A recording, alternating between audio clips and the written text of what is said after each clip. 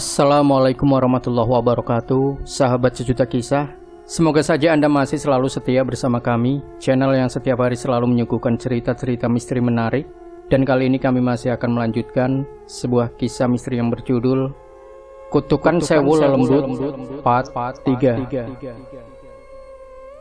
Suara kentongan yang dipukul penuh kepanikan terdengar dari salah satu sisi desa Dirga. Hari sudah larut malam, dan nada yang menjadi pertanda adanya bahaya mengalun nyaring. Beberapa warga berhamburan keluar dari rumahnya untuk mengetahui situasi, sementara sebagiannya memutuskan tetap di rumah untuk saling menjaga anggota keluarganya. Tidur nyenyak mereka berganti dengan kecemasan. "Ira diculik! Ira diculik!" teriak warga yang menjadi petugas ronda sambil terus mengetuk kentongan. "Diculik? Yang bener maneh teh?" Seorang warga yang baru saja keluar rumah memastikan. Warga lain pun jadi berkerumun penasaran. "Muhun pak, ini saya ngabarin. Bapak-bapak yang lain sama ayahnya Ira lagi ngejar ke dalam hutan." Mendengarnya, 10 warga yang berkumpul pun kembali ke rumah untuk mengambil alat penerangan seadanya. Ada yang membawa senter, ada pula yang memegang obor. Mereka lalu membentuk kelompok di pos ronda, ikut menyusul ke hutan. "Hayo atuh, berangkat," ucap seorang warga. "Sebentar pak," ucap petugas ronda itu terlihat ragu. "Tunggu apa lagi? Yang menculik Ira teh naon, ari maneh ngabejakeun urang teh kudu jelas atuh." "Apa? Kamu tuh kalau ngasih tahu kita harus jelas," saut warga lain. "Yang menculik teh Ira mungkin bukan manusia," ungkap petugas ronda dengan raut khawatir. Demikian warga yang sudah siap menyusul pun terdiam, terpancar keraguan di wajah mereka. Tapi merasa jumlah mereka banyak, mereka tak berniat mundur. "Ayo jalan, jangan takut," teriak warga yang paling depan memberi komando. Mereka pun saling memberi anggukan, lalu bergegas melangkah menuju jalan setapak yang menuju hutan sambil meneriakkan nama Ira.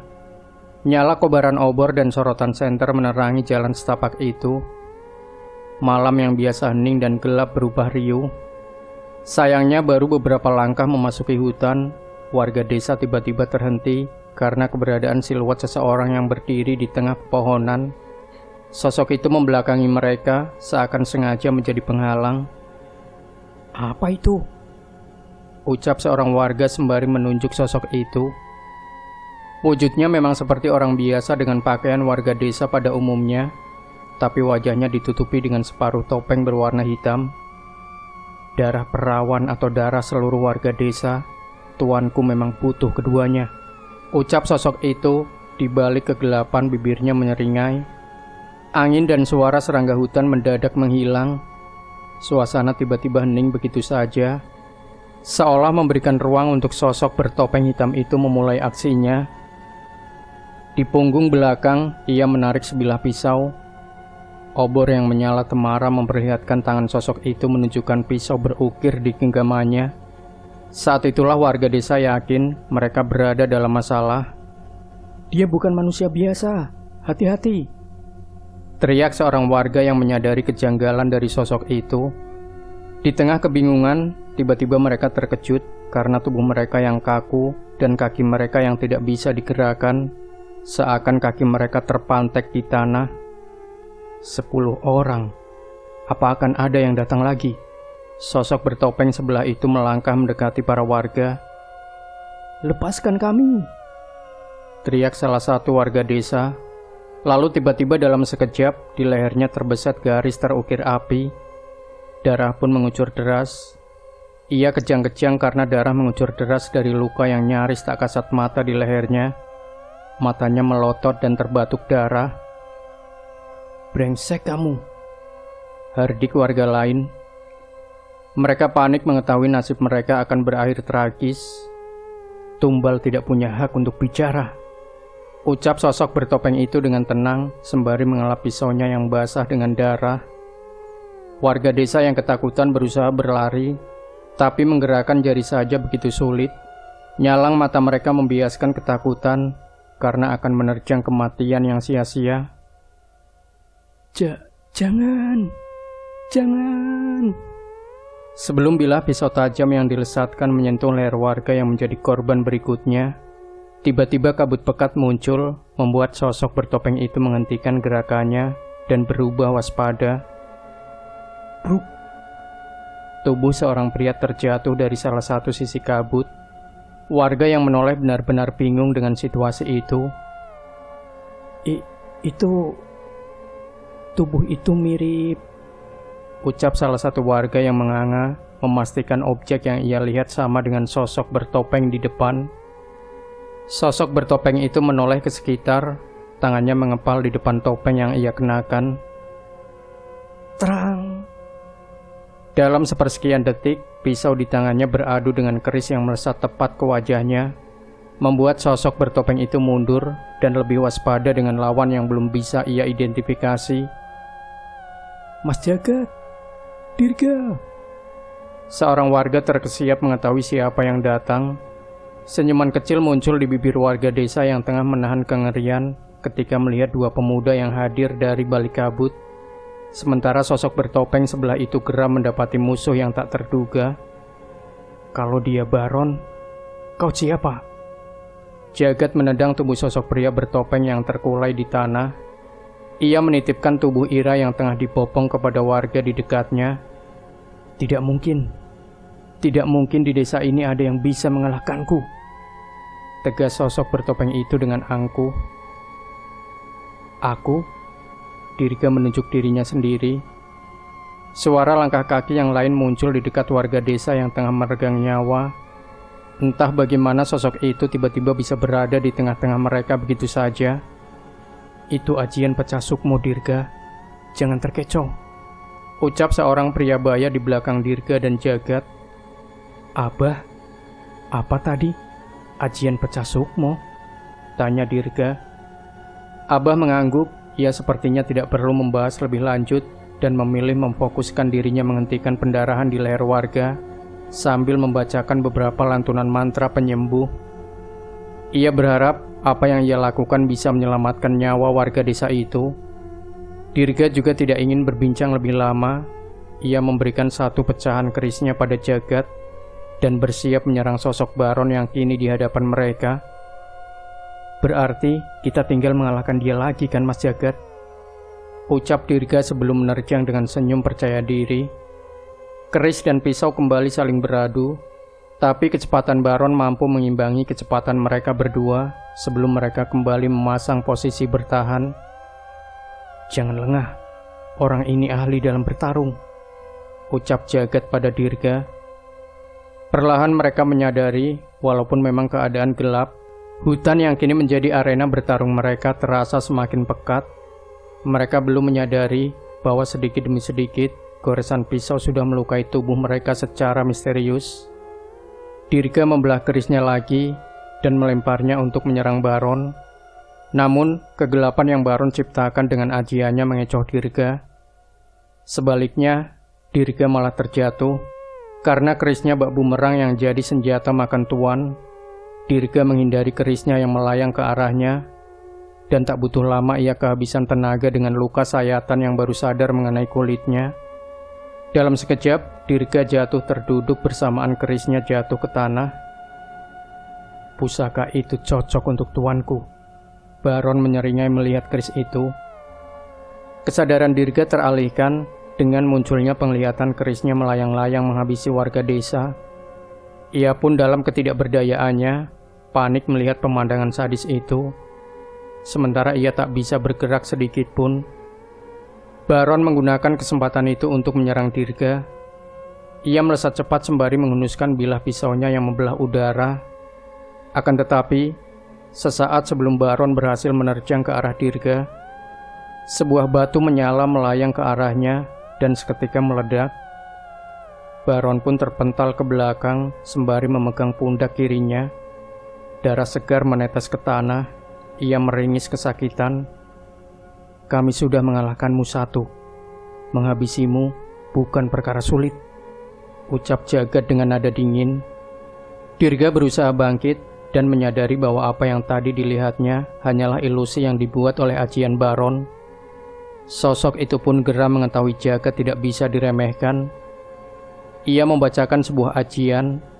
Sesuatu mulai bergetar dari arah tanah. Dirga dan jagat menyadari datangnya petaka jika sedikit saja mereka lengah. Tidak mungkin. Dia juga menguasai ilmu seperti ini. Jagat, Dirga, mundur. Teriak Abah mendadak panik. Namun sebelum ilmu itu dilepaskan Baron, tiba-tiba satu pecahan sukmanya yang tak berdaya menghilang begitu saja bagai kabut hitam. Menyusul sosok Baron yang tengah merapalkan ajian, keduanya melesap jadi kabut hitam yang menguap sebelum menghilang. Apa yang terjadi? Dirga bingung menatap Abah dan Jagat. Jagat menggeleng tak tahu dan tak bisa mengira. Sedangkan Abah mengerutkan dahinya berkata, sepertinya terjadi sesuatu dengan tubuh aslinya yang memaksa dia untuk mundur. Benar, Bah. Dirga memastikan. Abah menoleh ke sekitar dan mencoba menelaah kondisi yang sebenarnya sebelum akhirnya mengangguk yakin. Melihat anggukan Abah, Dirga pun terduduk di tanah, disusul Jagat yang juga menarik napas lega. Mereka menengadah, warga yang sedari tadi terjebak dalam ajian yang membuat mereka tak bisa bergerak, akhirnya bebas. Mereka saling memeriksa satu sama lain. Gila, satu sosok itu saja sudah menghabiskan tenaga. Harus melawan satu lagi, dan dia jauh lebih kuat rasanya. Benar-benar keterlaluan. Keluh Jagat menyangka keringat di keningnya. Sudah, ngeluhnya nanti saja. Antar gadis itu dulu. Baru habis itu obati luka kalian. Perintah Abah. Jagat dan Dirga patuh. Dibantu warga mereka kembali ke desa membawa dua orang yang berada dalam keadaan kritis. Ira, seorang gadis perawan yang diincar oleh sosok Baron, dan seorang warga yang menjadi korban Baron. Beruntung warga sigap memanggil petugas kesehatan puskesmas untuk memberikan pertolongan pertama. Tragedi tak diharapkan itu benar-benar membuat warga desa semakin waspada. Beruntung saat itu Jagat dan Dirga yang sedang berlatih merasakan ada hal yang tidak beres. Ketika petugas ronda memukul kentongan, terlambat sedikit saja, mungkin nyawa warga desa sudah tak dapat lagi mereka selamatkan. Saat akan kembali ke rumah, Jagat, Dirga, dan Abah beberapa kali terhenti karena beberapa bayangan yang berkelebatan di tengah jalan. Abah mendapati firasat yang tidak beres mengenai desa ini, begitu pula Jagat.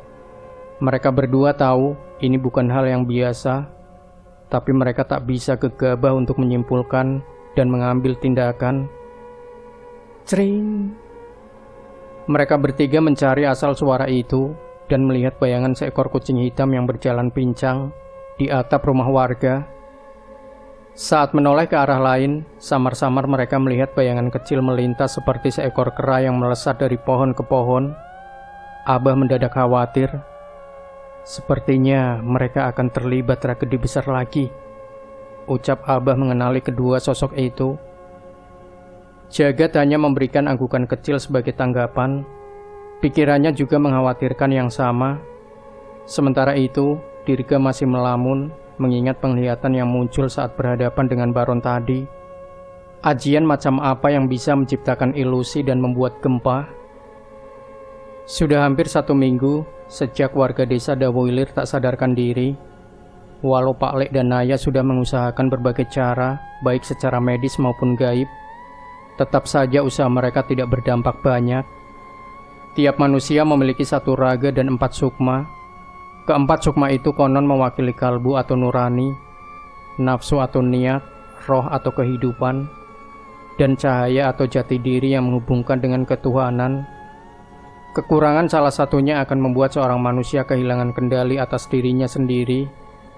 Mereka akan terlihat seperti linglung, dan bila sukma yang direbut itu adalah roh, maka manusia tersebut tidak lagi mampu menguasai kesadarannya. Walaupun bisa memulihkan raga, bila sebagian sukma mereka masih tak bisa kembali, mereka tak akan sadarkan diri. Bahkan kemungkinan terburuknya, mati dalam kurun waktu tertentu. Sementara itu, warga desa Windualit harus menghadapi kutukan kuno dari makam keramat yang bangkit akibat dari ilmu tuan dari pendekar keluarga Ningrat bernama Baron. Kutukan itu terus menggerus makam dan menarik berbagai benda keramat yang dikutuk di makam itu dan berdampak kepada warga. Kutukan itu seperti wabah gaib yang menjadi tak dapat dihentikan kecuali menghentikan pelaku yang mengaktifkan kutukan itu sendiri. Dan ini masih di luar kendaliku, Danan dan Pak Lek. Berapa banyak warga desamu yang selamat, Mas Cipto? Tanya Cahyo pada Cipto yang duduk di depan kami. Kami tengah menaiki bis yang menuju ke arah barat untuk nantinya berjalan menyusuri ke sungai. Cipto tengah menuntun kami ke arah sebuah tempat yang menurutnya adalah lokasi dalang di balik rencana ini. Tidak sampai separuhnya, Mas. Mereka langsung pergi menjauh meninggalkan desa setelah banyak warga yang terbunuh. Ujar Cipto dengan suara yang menyiratkan kesedihan mendalam. Keluarga Mas Cipto? Tanyaku. Pergi bersama warga lain. Setelah mengetahui orang-orang mengerikan itu, saya tidak berani menemui mereka. Saya merasa kemunculan saya di hadapan anak dan istri saya akan membahayakan mereka. Keputusan yang bijak, pikirku. Namun jelas itu bukan keputusan yang mudah. Terlebih rasa khawatir Cipto akan keluarganya pasti benar-benar menyiksa dirinya. Sebelumnya, Cipto mengaku sampai di alas mayit dengan menebeng truk sayur, lalu berjalan kaki menelusuri hutan. Ia benar-benar tak bertemu siapapun, sampai melihat pertarungan kami melawan Baron. Bis yang mengantar kami memasuki daerah yang dikelilingi oleh pegunungan. Disinilah kami turun dan harus melintasi beberapa hutan kecil yang benar-benar bukan jalur yang nyaman dilalui manusia. Petang mulai menggelap dan kami harus segera beranjak. Benar ini jalurnya, Mas Cipto? Tanya Cahyo memastikan. Benar, Mas. Sejak longsor, jalan menuju desa benar-benar tertutup. Ini satu-satunya jalan yang saya ketahui. Cahyo menatap ragu pada jawaban Mas Cipto, tapi sayangnya jawabannya memang masuk akal. Tak jauh dari langkah kami menapaki pinggir hutan, terlihat reruntuhan batu yang tanpa perlu dipastikan adalah sisa-sisa longsor. Aku menarik nafas panjang. Penelusuran ini akan melelahkan dan sangat berbahaya. Kami sudah berjalan memasuki hutan lebih dari 3 jam. Ada sebuah bukit yang telah kami seberangi. Bahkan perbekalan yang kami bawa pun tinggal sedikit. Jelas saja, kami tidak mengira akan melalui perjalanan sejauh ini. Sejak memasuki area dalam hutan yang minim cahaya, sebenarnya aku merasakan perasaan yang aneh, seperti ada perasaan deja vu, hingga muncul penglihatan sekelebatan yang tidak dapat kuikuti. Aku menduga, mungkin ini terjadi karena kami mulai mendekati reruntuhan keramat itu. Ada residu energi besar yang berasal dari sana. Mas Cipto, apa mau istirahat dulu? Cahyo mencoba memecahkan keheningan, karena terlihat jelas Cipto berjalan setengah melamun. Namun baru saja Cipto menengok ke arah Cipto, tiba-tiba wajah Cipto tidak terlihat. Bluk. Sebuah kepala terjatuh ke tanah tepat di hadapan mata Cahyo. Cipto masih berdiri seolah belum sadar kepalanya telah terpisah dari tubuhnya. Darah bermunceratan dari leher Cipto, lalu tubuhnya terjatuh begitu saja. Mas Cipto. Cahyo panik. Terlihat amarah yang membara di mata Cahyo. Terang. Aku menghalau sebuah serangan yang memanfaatkan kelengahan Cahyo. Aku segera waspada karena pelakunya berada di tengah kegelapan hutan. Keluar kau. Jangan seperti pengecut. Teriakku penuh amarah. Aku yang masih mencoba mengendalikan diri akan kematian Cipto, berusaha mencari keberadaan makhluk yang dengan sekejap dapat memisahkan kepala seorang manusia. Hening. Hutan ini begitu hening tanpa ada satupun tanda-tanda sosok yang akan menyerang kami. Tak ada suara apapun selain pohon yang bergemerisik karena angin malam. Cahyo berdiri setelah membacakan doa singkat untuk mengantar kepergian Cipto. Matanya penuh dengan amarah. Tubuhnya diselimuti aura merah karena tenaga warna suram meluap-luap dari dalam dirinya. Cahyo menatap ke salah satu sisi hutan dan mengepalkan tangannya. Keluar kau brengsek. Satu pukulan ke tanah tiba-tiba menumbangkan pepohonan yang berada tak jauh di hadapannya. Dari tumpukan pohon-pohon yang tumbang, muncullah sosok yang tidak asing. Baron. Cahyo geram, giginya gemeretak menahan amarah. Dalam sekejap, Cahyo sudah ada di dekat sosok Baron dan bersiap menghantamkan sebuah pukulan. Tapi dalam satu kedipan mata, Baron sudah berpindah tak jauh di belakang Cahyo. Aku sudah mengantisipasi hal itu dan melemparkan keris Raga Sukma tepat di tempat Baron muncul. Tapi ia dengan mudah dapat menghindar dan menepis dengan pisaunya. Tepat saat keris kembali ke tanganku, aku segera mengambil alih pertarungan jarak dekat dengan Baron, sementara Cahyo mengawasi sekitar. Sial, ini berbeda. Kemampuan Baron yang kami lawan saat ini jauh berbeda dari yang kami lawan di alas mayit. Kelincahannya, daya serangnya, dan aura yang terlihat dari tangan yang memegang pisau sangat drastis. Jadi ini tubuh aslimu? Tanya aku sambil terus menyerangnya bertubi-tubi. Kenapa tidak kau cari tahu sendiri? Balas sosok bertopeng sebelah itu dengan seringayan. Cahyo tiba-tiba menghantamkan kedua tangannya ke tanah, hingga membuatku dan Baron tak mendapat pijakan dari tanah yang bergetar. Kendalikan dirimu, Jul, teriakku. Cahyo tak mempedulikanku, melesat menghantamkan pukulannya pada Baron yang tak sempat memijakan kakinya di tanah. Buah! Baron terpental dengan tubuhnya yang menghantam pohon, mulutnya memuntahkan darah hitam, dan sekali lagi tubuhnya menghilang menjadi kabut hitam. Cahyo, awas! Cahyo lengah ketika merasa dirinya berhasil menyerang Baron. Sebuah tendangan melayang menghantam wajah Cahyo sehingga membuatnya berguling di tanah. Itu Baron lagi. Apa yang terjadi sebenarnya? Apa serangan Cahyo yang sekuat itu tidak berdampak sama sekali? Atau itu adalah pecahan sukma Baron yang lain? Aku tidak dapat mencari jawabannya saat ini. Baron membuka tangannya, lalu mengarahkan pisau yang terjatuh dari tubuhnya yang dihajar Cahyo melesat ke arah Cahyo. Dengan sigap aku menghalangi pisau. Keris Raga Sukma beradu kembali dengan pisau milik Baron, hingga suara senjata yang beradu menggema di antara pepohonan. Seolah tidak ingin melakukan gerakan yang sia-sia, Baron mundur dan kembali menghilang dalam bayangan hutan.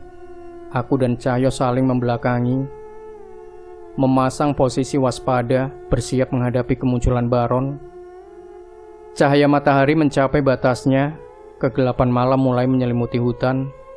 Ini akan menguntungkan posisi Baron yang bermain dengan bayangan. Hati-hati Cahyo, dia diuntungkan di sini. Ucapku yang masih khawatir. Cahyo belum dapat mengendalikan emosinya. Cahyo mendengus. Mau pembunuh, penjahat, penjahit, gak penting. Apa yang dia lakukan pada Mas Cipto harus mendapatkan balasannya. Aku mengernyitkan dahi mendengar jawaban Cahyo. Sepertinya ia sudah bisa mengatur emosinya. Sebuah pisau melayang ke arah kami. Kami menghindar dengan cepat. Tapi ada sosok di tujuan pisau itu yang segera menangkapnya dan kembali menyerang kami. Hanya satu orang, tapi aku dan Cahyo seolah sedang melawan banyak orang yang bergantian menyerang kami dari berbagai sisi. Walau saling menjaga punggung masing-masing, aku dan Cahyo benar-benar kewalahan. Bahkan Cahyo pun tak sempat membuat ayunan lebar untuk melontarkan pukulannya yang kuat. Bayangan. Baron menggunakan bayangan untuk menyembunyikan dirinya. Ucap Cahyo yang mulai membaca situasi. Aku pun membacakan sebuah ajian pada keris Raga Sukma. Ajian yang membuat keris ini menyala dengan cahaya putih dan menimbulkan kilatan. Seketika wujud Baron terlihat jelas dengan cahaya yang menerangi hutan ini. Ini balasan untuk Mas Cipto, teriak Cahyo yang sudah memusatkan kekuatan Wanasura di kepalan tangannya, dan sekali lagi menghempaskan Baron hingga ke pepohonan. Baron kali ini segera berdiri dan kembali mencoba bersembunyi. Tapi Cahyo tak tinggal diam dan bergegas memanfaatkan kesempatan itu untuk menyerangnya lagi. Jangan kabur! Cahyo mengejar Baron, tapi Baron justru berlari masuk ke dalam hutan. Dengan kekuatan Wanasura, Cahyo melompat dari pohon ke pohon mengejar keberadaan. mengejar keberadaan Baron. Aku tidak dapat mengimbangi kecepatan mereka. Namun anehnya, justru aku melihat Baron berlari ke arah yang berbeda dengan arah Cahyo berada. Aku pun memutuskan untuk mengejar Baron yang terus berlari menyibakkan semak-semak yang tumbuh liar di hutan itu. "Sampai kapan kau mau lari?" teriakku. Baron tidak menjawab dan malah menghilang begitu saja di antara gelapnya hutan. Tunggu, apa ini jebakan? Aku berhenti sejenak dan berusaha menenangkan diri. Tidak ada pertanda siapapun di dekatku saat ini. Suara yang terdengar pun hanya suara angin, serangga, dan suara napasku sendiri. Sial. Umpatku karena tidak menyangka akan berada di posisi ini. Tak mau membuang waktu, aku pun mencoba duduk bersila dan menenangkan diri. Seharusnya aku bisa merasakan kehadiran sosok lain di dekatku. Hutan ini cukup aneh, seolah ada aliran energi yang terlepas begitu saja dari tiap tanah dan pepohonan di tempat ini. Mungkin hal ini yang membuat Baron unggul. Sementara mata batinku dan Cahyo punya keterbatasan dalam menyusuri area. Setelah mendapatkan konsentrasiku, samar-samar aku merasakan keberadaan seseorang yang berlari dengan cepat tak jauh dari tempatku berada. Tak hanya itu, di ujung pengejaran, orang itu terlihat seseorang yang mungkin merupakan target incarannya. Cahyo. Aku bergegas meninggalkan posisiku dan berlari mengikuti petunjuk keberadaan yang kurasakan. Sepertinya Baron sengaja membuatku terpisah dengan Cahyo agar dia bisa menghadapi kami satu persatu. Benar saja, tepat saat aku sedang menyibakkan semak, Baron terlihat sedang mengintai dari dalam bayangan pepohonan dan melompat menghujamkan pisaunya saat kesempatan datang. Awas! Terang! Aku sekali lagi menghalau serangannya dan mencoba untuk menyerang balik dengan kerisku. Aku berhasil membuat luka kecil di dada Baron, dan bajingan itu kembali bersembunyi. Danan? Terdengar suara seseorang yang kukenal dari belakang. Itu bukan suara Cahyo. Suara itu berasal dari seorang pria yang mengenakan jaket dan sudah memegang sebuah gelang pusaka di tangannya. Gama? Mataku melotot. Mengenakan topeng hitam yang pecah sebelah. Apakah sosok Baron ini memiliki keterkaitan dengan Ludruk Topeng Ireng atau penerusnya? Aku terus memikirkan hal itu, walaupun menyadari bahwa tidak ada satupun hal yang menunjukkan kemiripan antara Baron dan mereka selain perbuatan jahat dan topeng yang mereka kenakan. Ludruk Topeng Ireng menggunakan kesenian Ludruk untuk memancing tumbalnya. Penerusnya yang bertopeng sebelah menggunakan wayang untuk media pemanggil Jogorawu. Namun Baron benar-benar membunuh untuk memenuhi keinginan tuannya. Jangan lari. Tunjukkan nyalimu kalau kau memang pendekar, teriakku. Setelah teriakan itu, tiba-tiba sosok Baron yang berlari di hadapannya menghilang begitu saja. Aku mencoba tidak berhenti, tapi di tempat Baron menghilang, benar-benar tidak ada jejak petunjuk kemana perginya sosok itu selain residu samar. Pendekar. Sebuah pukulan menghantam wajahku sebelum kembali menghilang dalam gelap. Kami bukan orang seperti kalian yang senang berlagak seperti jagoan. Membunuh atau dibunuh, itulah cara hidup kami. Suara itu menggema dari salah satu sisi hutan. Benar ucapan Danan, Baron memang pembunuh terlatih yang tidak berperasaan. Dia tidak peduli dengan harga diri ataupun rasa malu. Tujuannya hanya membunuh sesuai perintah tuannya, apapun caranya. Pendekar budak. Aku menoleh ke segala arah dan tidak mendapati keberadaan Danan di sekitarku. Aku terlalu mengikuti amarah sehingga terus mengejar Baron dan membuat Danan tertinggal. Suara gemerisik dedaunan mulai terdengar. Aku mencoba tenang untuk menebak dari mana Baron akan muncul. Aku pun menutup mata, menajamkan semua indraku. Dalam hitungan detik, aku merasakan seseorang yang melesat ke arahku. Di sana, batinku. Sebuah pukulan diarahkan kepadaku. Aku tidak sempat menghindar. tapi aku bisa membalasnya dengan pukulan yang membuat kami berdua sama-sama terpental. "Brengsek," ucap sosok itu. Kami bersiap mengadu pukulan kami lagi, tapi belum sempat pukulan kami mendarat, aku tersadar sesuatu. Itu bukan suara Baron. Itu "Mamang Gondrong!" teriakku. Tidak salah lagi, itu adalah Budi, sahabat dekat Gama. Aku pun menahan pukulanku dan menyadarkan Budi yang masih berusaha memukulku. Mamang Gondrong, ini aku Cahyo, jangan mukul lagi," ucapku. "Justru karena tahu itu kamu, makanya harus kupukul," balas Budi. "Astaga, masih galak aja. Nanti bulu hidungmu gondrong loh," candaku. "Apa?" Budi terlihat semakin geram, tapi aku menahan pukulannya dan melompat menjauh. Ia melihat ke seluruh penjuru hutan yang gelap. "Mana orang itu?" "Orang itu siapa?" "Pria bertopeng sebelah."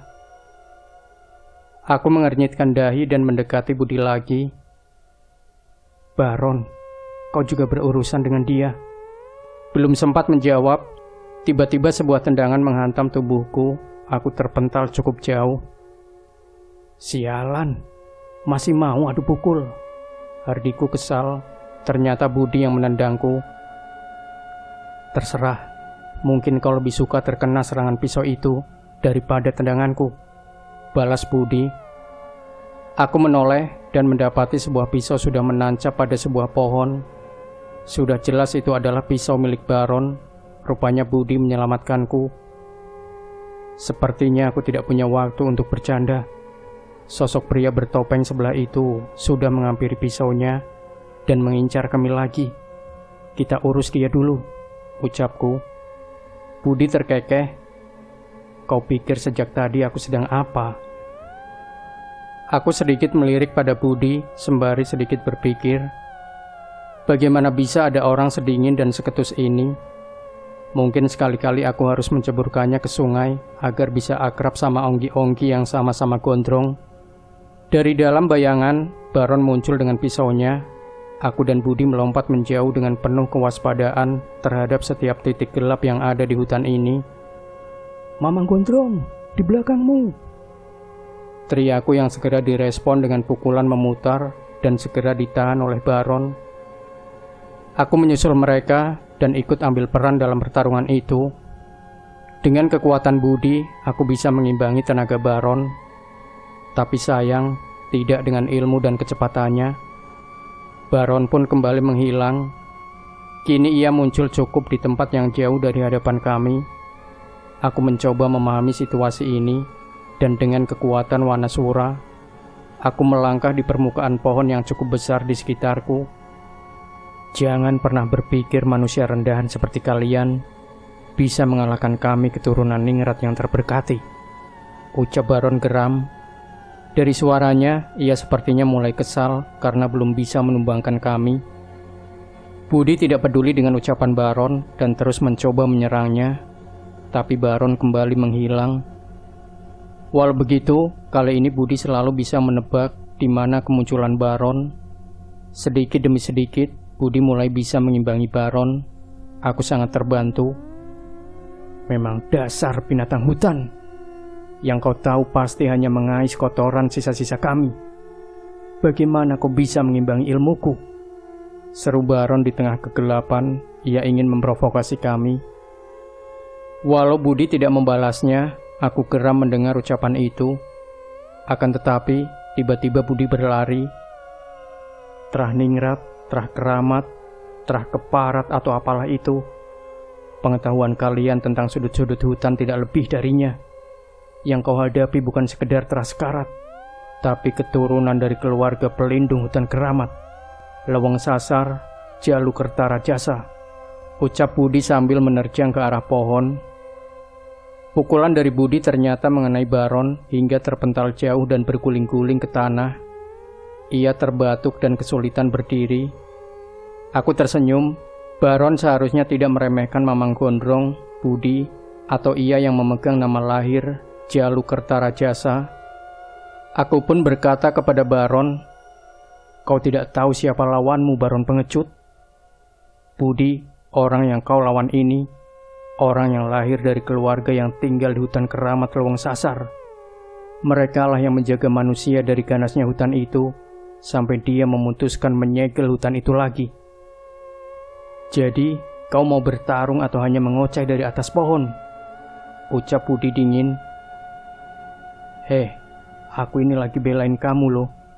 Terima kasih gitu. Nggak butuh. Sekali lagi Baron menghilang sesaat sebelum menampakkan dirinya dengan beberapa tubuh untuk menyerang Budi. Tapi kali ini aku sudah menyadari sesuatu. Wanasura! Dalam sekejap, kekuatan besar mengalir ke tubuhku dan membantuku melesat ke arah sisi pepohonan di sekitar kami, sementara Budi tengah menghadapi serangan Baron. Satu persatu tubuh pecahan Baron terpental dari arah pepohonan yang hendak ke arah Budi. Tak hanya satu, ada 4 pecahan sukma Baron yang bersembunyi dan bergantian menyerang kami. Mamang Gondrong, habisi yang di hadapanmu. Dia yang terakhir, teriakku. Menyadari pertanda dariku, Budi akhirnya mengamuk. Tangannya semakin berurat dan kuku-kukunya menajam. Ia tidak lagi menghantam Baron dengan pukulan, tapi mencekik Baron hingga kuku-kukunya menancap di sekitar lehernya. Baron mencoba menyerang Budi dengan pisaunya, tapi Budi menahan dengan tangan satunya. Baron berusaha melepaskan diri, tapi sia-sia. Ia hanya memiliki kecepatan tak masuk akal, tapi tidak memiliki fisik yang bisa mengimbangi Budi urusan kekuatan. Bagaimana mungkin kalian bisa menyadarinya? Herdik Baron dalam cekikan Budi, urat-urat lehernya nampak, dan ia sebentar lagi mati karena kehabisan nafas. Tidak mungkin ada manusia biasa yang bisa bertahan dari pukulan kami terus-menerus. Yang terjadi, kau hanya kabur karena sukma yang lain memulihkan diri dengan energi yang memancar dari hutan ini. Balasku. Sayangnya kalian tidak akan bisa keluar dari hutan ini hidup-hidup. Baron menyeringai. Belum sempat membalas umpatannya, Budi mencengkram kepala Baron dan menariknya hingga terpisah. Ia menendang tubuh tanpa kepala itu hingga ambruk ke tanah dan membuang kepala Baron dengan raut jijik. Tidak harus sekejam itu kan, Mang? Ucapku setengah melongo.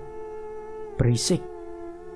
Sesuai dugaanku, semua sosok Baron yang ada di tempat ini tidak lain hanyalah pecahan sukma saja. Termasuk yang kepalanya terpisah oleh perbuatan Budi, juga menguap bagai asap hitam tanpa jejak. Pecahan sukma lagi, keluhku. Berarti di hutan ini masih ada pecahan sukma Baron yang lain? Tanya Budi. Mungkin saja. Mendengar jawabanku, Budi bergegas untuk berlari lagi. Gama bisa saja dalam bahaya, ucapnya. Mendengar ucapannya, aku mengikuti Budi. Bila benar Gama ada di sini, mungkin saja mereka bisa membantuku dan Danan untuk mengalahkan tubuh asli Baron. Suara auman gaib dari makhluk menyerupai macan memudahkanku dan Budi untuk menemukan Gama. Beruntung, Danan juga berada di sana, dan tepat saat kami datang, kuku-kuku makhluk yang dipanggil oleh Gama, meong hidung tengah menembus tubuh Baron dan mengalahkannya. Sayangnya, sekali lagi itu hanya pecahan sukma Baron seperti apa yang kami lawan tadi.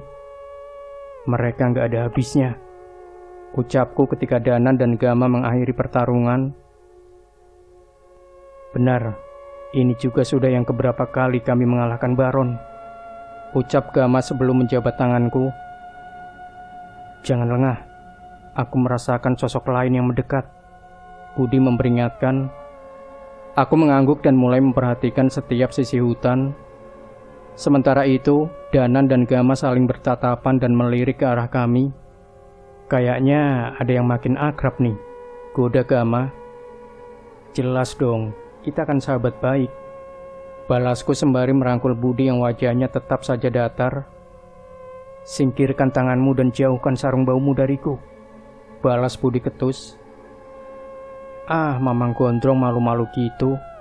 Nanti kalau jauh kangen loh sama bau sarung keramatku, balasku sambil cengengesan.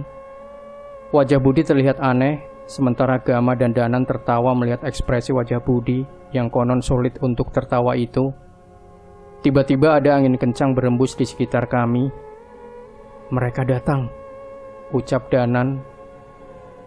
Kami pun memilih berdiri di tempat yang cukup lapang dan berada di bawah terang bulan yang juga tidak terlalu banyak bayangan pepohonan.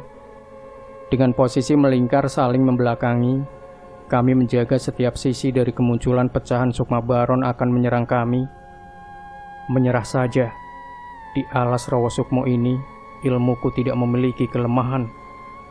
Suara baron terdengar di antara batang pohon yang berjarak beberapa meter di hadapan kami. Jelas ucapan itu bukan ancaman. Saat ini dari sela-sela pepohonan terlihat bayangan manusia yang mendekat. Tidak hanya satu, tapi begitu banyak sosok yang menyebar mengerubungi kami. Itu adalah sosok yang sama, seorang pria bertopeng sebelah, pecahan sukma baron, dan kami tak tahu berapa jumlahnya. "Gila, sebanyak ini," ucap Gama menelan ludah. Meong Hideng sudah menggeram, hendak menghabisi mereka. Tapi Gama menahannya sampai mereka benar-benar mengerti situasi. "Apa rencananya?" tanya Gama. Danan bergumam, "Kita tunggu mereka menyerang, dan..." "Wanasura!" seruku. Aku dan Budi melesat mengajar satu persatu pecahan sukma baron yang juga menerjang kami. Kulirik ke arah Danan dan Gama, mereka hanya menggeleng melihat tingkah laku kami. Tak ada pilihan lain, keris raga sukma Danan sudah menyala dan Meong Hideng sudah dilepaskan oleh Gama. Puluhan sosok yang sama mengeroyok kami berempat, namun berbeda dengan sebelumnya. Karena keberadaan kami berempat, kami bisa mengimbangi puluhan sosok baron yang sebelumnya satu sosok saja membuat kami kewalahan. "Gak perlu dicopot kan kepalanya?" teriakku yang masih tidak nyaman dengan cara bertarung Budi. "Urus saja musuhmu," balasnya. "Berisik. Irisi cimisimi," cibirku meledek Budi.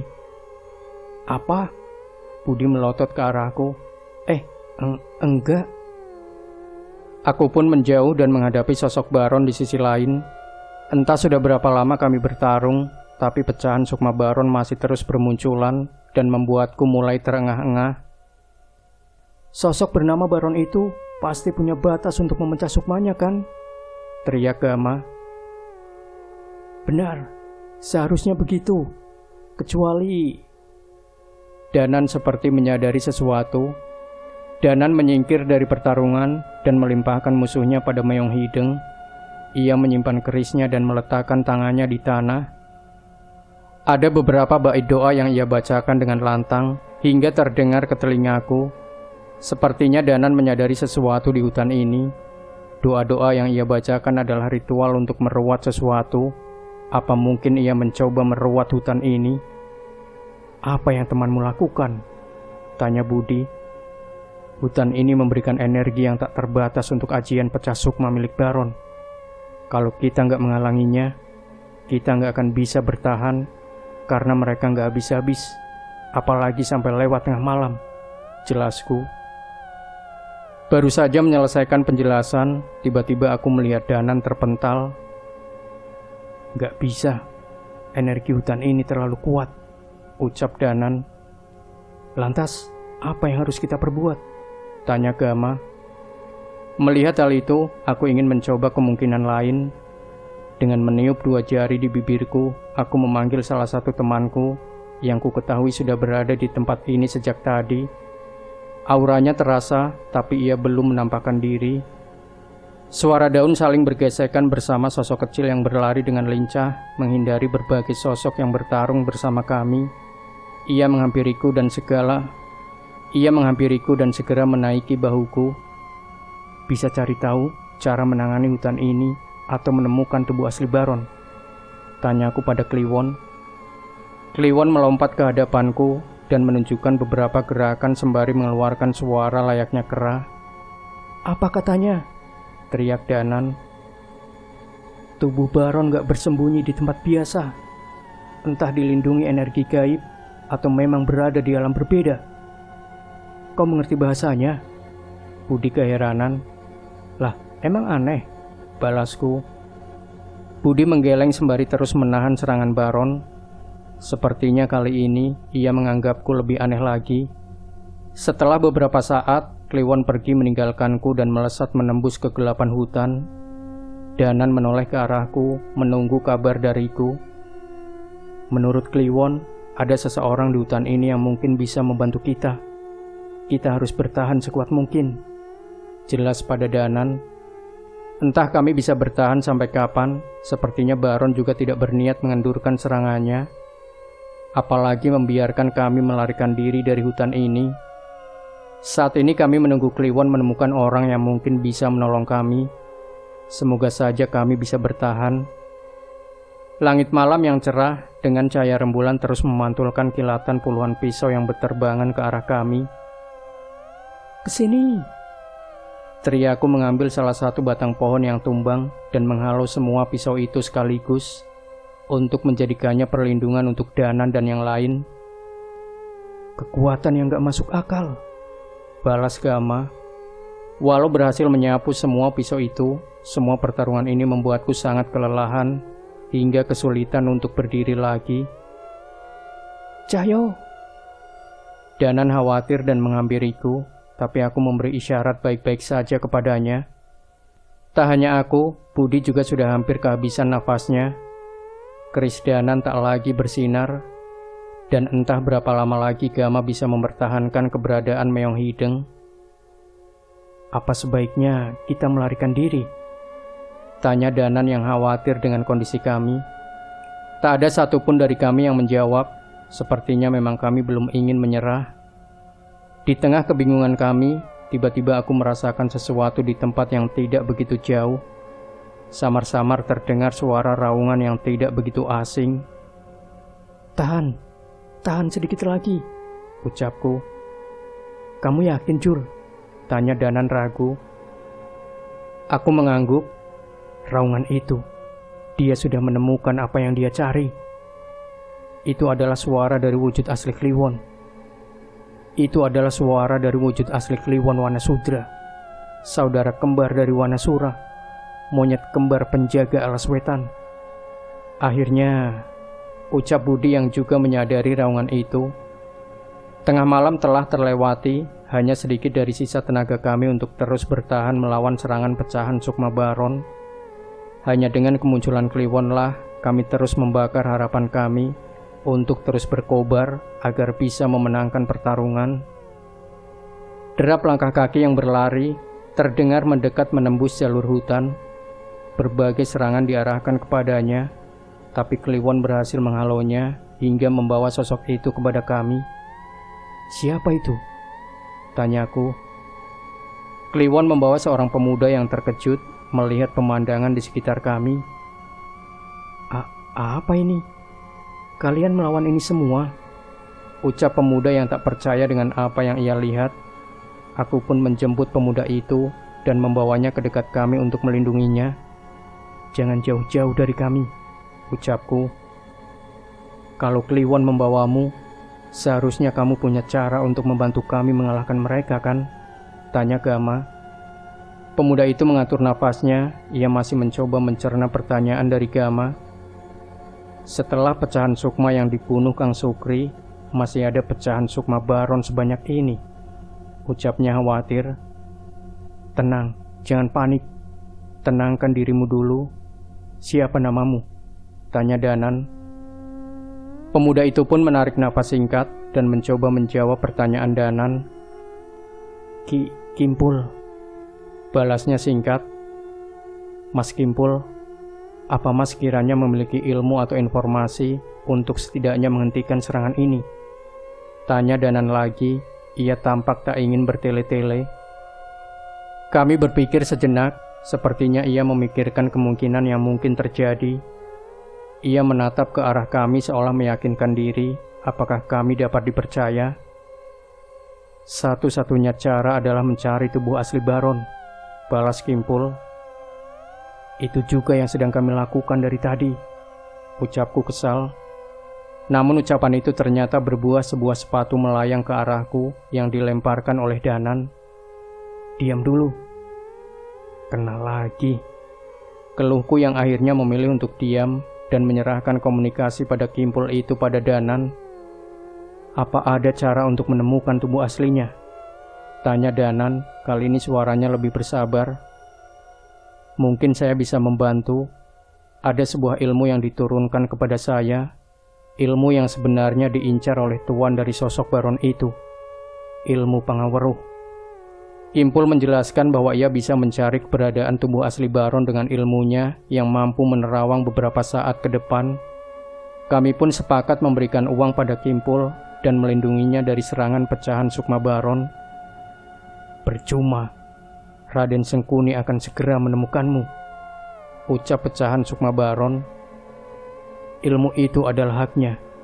Dia akan menjadi yang terkuat di antara Trahningrat setelah mendapatkan Pangaweruh untuk segera menghabisi kalian.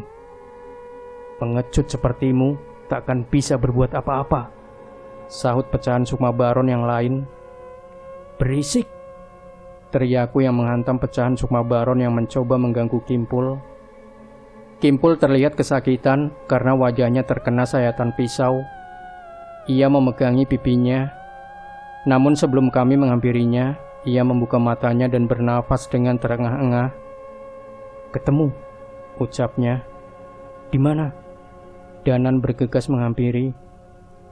1 kilometer di tengah hutan, tapi dia dijaga oleh puluhan, enggak, ratusan pecahan sukmanya.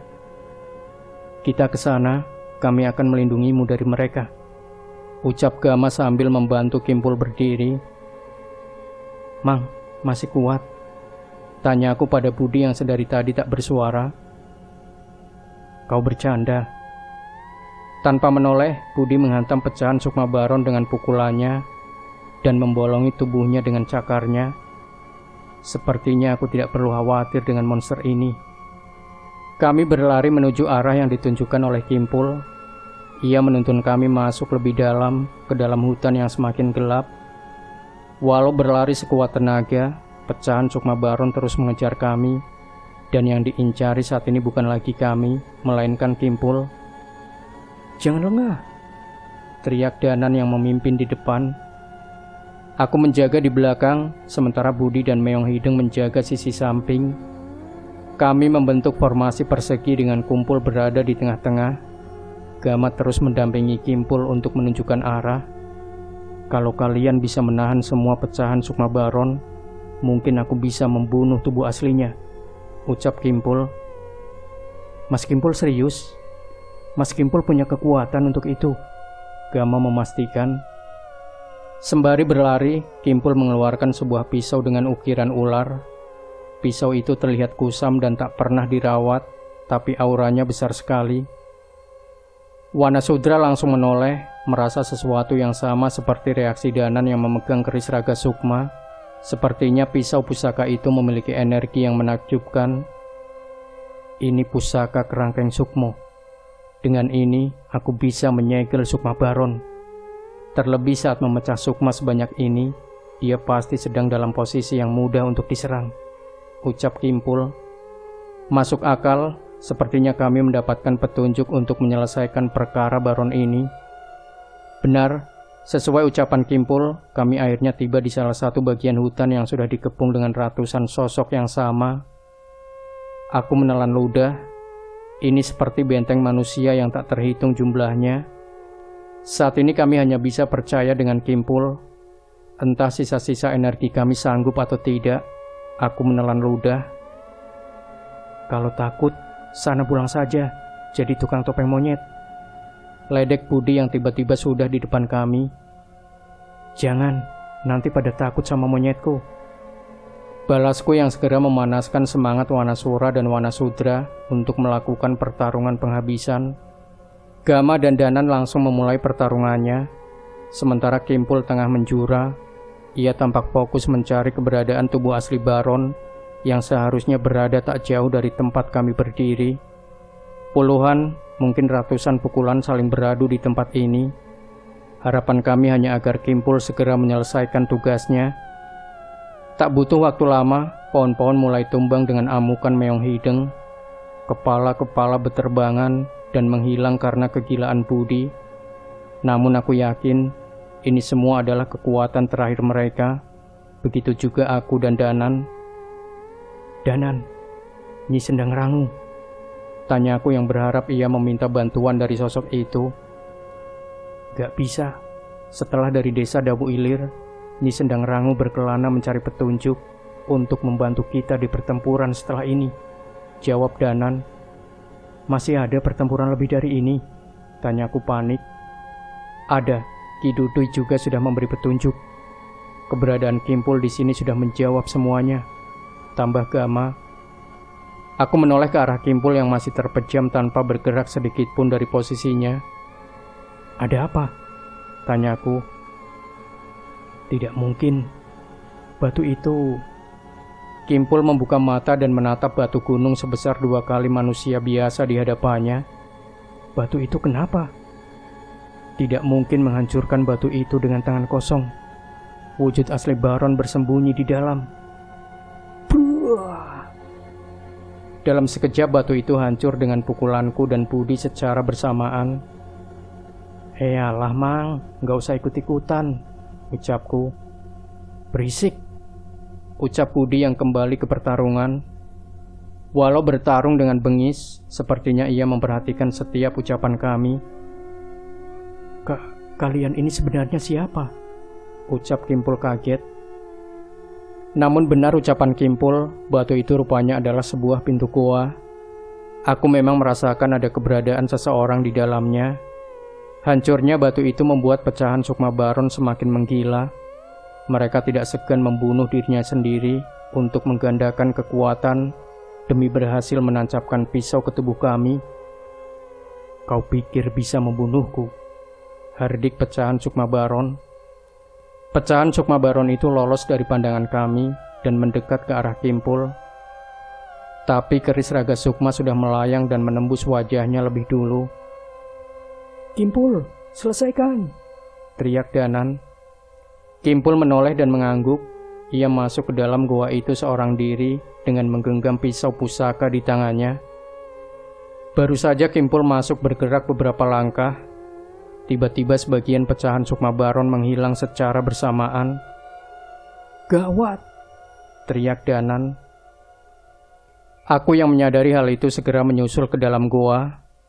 Aku berlari sekencang-kencangnya dalam suasana remang sebelum mendapati Kimpul dan wujud asli Baron tengah tersadar tepat saat pusaka kerangkeng Sukmo menghujam ke arahnya. "Kau akan mati lebih dulu." Baron dengan tubuh aslinya menyeringai. Aku menoleh dan mendapati ada satu pecahan Sukma Baron di sudut goa yang menghunuskan pisaunya ke arah Kimpul. "Awas!" teriakku menerjang ke arah Kimpul. Aku menyilangkan tanganku dan menahan pisau yang hendak menusuk Kimpul hingga menembus pergelangan tanganku. Sementara itu, tubuh asli Baron yang bagian punggung sebelah kirinya tertancap pisau kerangkeng Sukmo berdiri dari posisi meditasinya dengan wajah geram. "Gagal!" Aku melotot sambil menahan sakit. Kimpul mundur beberapa langkah dan terlihat membacakan sesuatu dari bibirnya. Tak lama, pecahan Sukma Baron yang menghujamkan pisau ke tubuhku menghilang bersamaan dengan munculnya darah yang bermunceratan dari mulut tubuh asli Baron. Baron terbatuk-batuk mengeluarkan darah segar. "Tuanku akan membalas kematianku dan menjadi penguasa tata ini. Kalian akan mati dengan rasa sakit yang tak pernah kalian bayangkan." Ucapnya sebelum terjatuh. Melesat asap hitam yang tersedot masuk ke pusaka kerangkeng Sukmo. Angin kencang berputar di dalam goa, menimbulkan gempa. Asap hitam terus masuk ke dalam keris itu dari arah pintu goa. Tampaknya semua pecahan Sukma milik Baron diperangkap, dan tak lama kemudian tubuh asli Baron menganga. Seuntai asap hitam muncul dari mulutnya dan ikut tersedot. Ia tak lagi bernyawa. Kimpul terengah-engah, lalu tak membuang waktu membantuku berjalan keluar goa. Di sana, Danan segera menghampiriku dan segera mencari perlengkapan di tasnya untuk menghentikan pendarahanku. Budi tak berbicara apapun dan terbaring begitu saja di tanah yang dipenuhi dedaunan kering. Sementara Gama bertatapan dengan Meong Hideng dan mengizinkannya untuk kembali, sosok makhluk kucing hitam raksasa itu berubah menjadi sosok kucing hitam yang berjalan dengan pincang. Siapa sangka wujud aslinya adalah makhluk yang mengerikan.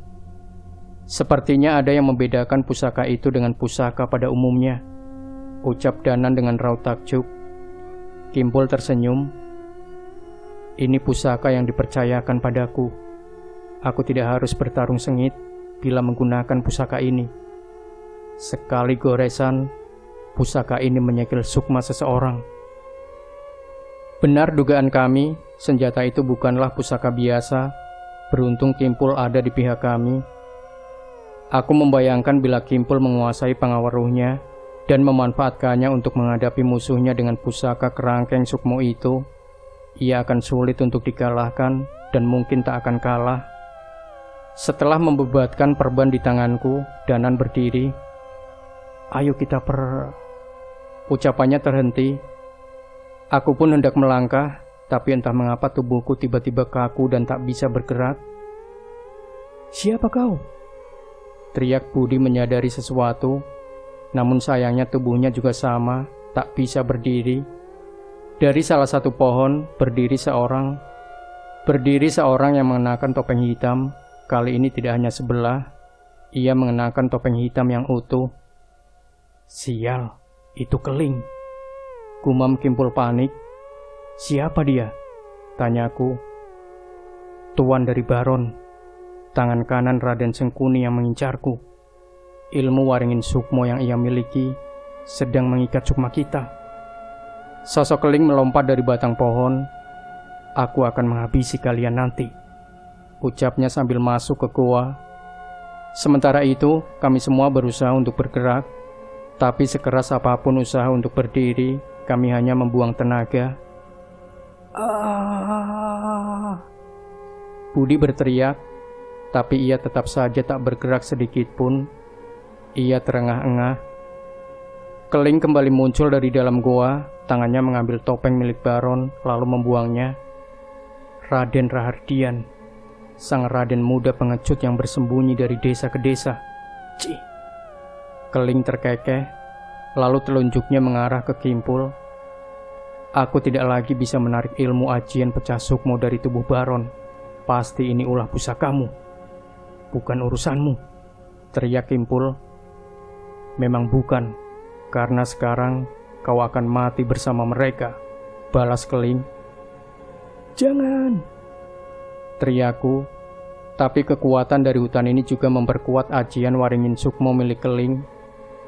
Sebelum sempat melukai Kimpul, tiba-tiba sebuah keris muncul dari tanah bersama seseorang yang menggenggamnya. Itu roh Danan. Sebuah goresan terbentuk di lengan Keling dan membuat kami terlepas dari ilmunya. Kami segera pasang badan. Kalau hutan ini memperkuat ajian sukma kalian, seharusnya hutan ini juga memperkuat ajian rogo sukmoku, ucap Danan geram. Sekarang gak ada yang perlu ditakutin lagi. Kami gak akan lengah. Aku menemani Danan, begitu juga Budi dan Gama yang segera masuk ke barisan kami. Keling menatap kami semua dan melompat mundur. Dengar Raden muda, kau tidak akan bisa selamat dari tuanku Raden Sengkuni. Akan ada waktunya kita akan berhadapan lagi.